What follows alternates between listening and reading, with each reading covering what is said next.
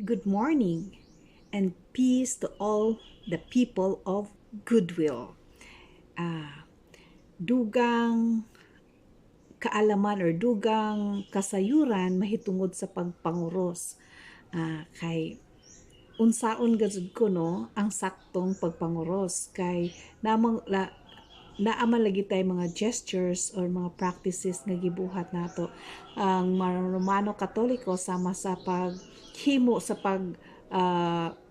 pagpanguros nga muingon ta ano sa ngalan samahan sa anak ug sa Espiritu Santo. Diyan na ay muingon nga ngano kunong itudlo pa man diri sa baba. For me, personally, ang nganong ako mismo magbuhat man pud ko ana. Ang ako dung mag-sign of the cross ko sa ngalan samahan sa anak ug sa Espiritu Santo, muana man pud ko.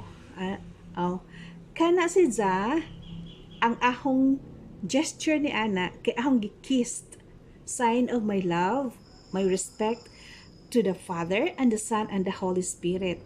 Ang ahong paghatag og respeto ug paghigugma sa ngalan samahan sa anak ug sa Espiritu Santo, then ahong akisan, mukis ko. So that's my way of my gesture sa pagpanguros. So the Blessed Trinity rolled into one.